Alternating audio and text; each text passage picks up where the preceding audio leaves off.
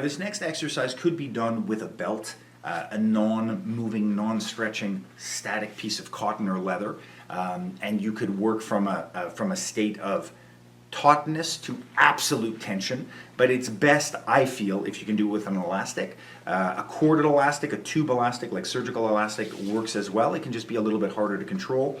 My preference, if you have it, one of these flat elastic Pilates bands is best.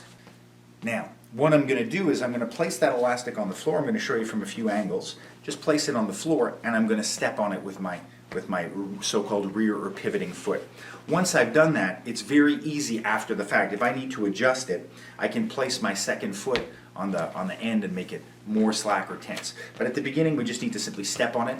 I'm going to take the other half. I want to make sure I have a good enough portion, at least 8-9 inches or 12 centimeters, whatever you wish. I'm going to just fold it over my belt. And it doesn't take much with these flat elastics. I don't need to tie it. It's got enough tension to just stay in position.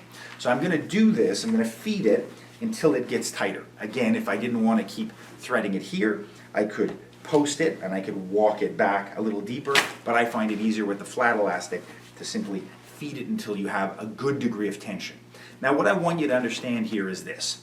If I have my basic stance, and from that stance I decide now to go for a conventional pivot, meaning my hip leads the motion and my knee and my ankle and my foot follow. What often happens is, at minimum, the tension in this elastic stays the same. And the reason for that is because the distance from my hip to my foot is fundamentally the same.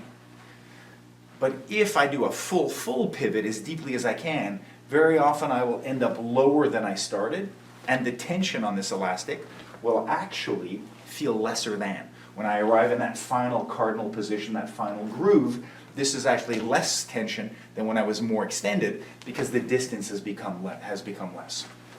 If by comparison, instead of turning the hips and pivoting the leg, I had just turned the hips, this distance would become slightly longer because the foot stays where it is and the hip is moving slightly away. Again, it is a small difference of a few centimeters, so I need to make sure that's as tight as it can be for me to feel it. I need to feel vibrating tension in this neutral stance so that when I pivot just from the hip, I feel that tension. And then I compare that to a full pivot wherein I would draw in to a full stance. So now what does that teach us?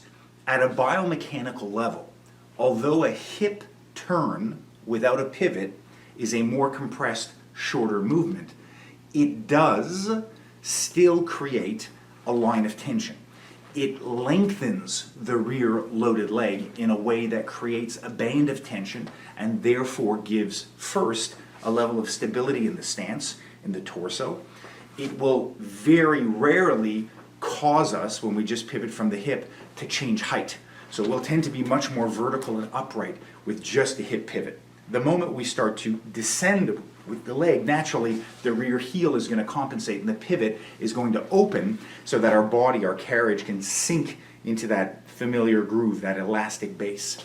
So when we only turn the hip and we don't pivot, that line of tension creates a state of tensegrity, a biotensegrity, a codependent, intertwined braid of resisting tensions, like two spirals, our support leg and our loaded leg, spiraling up into the hips, creating a very solid hip.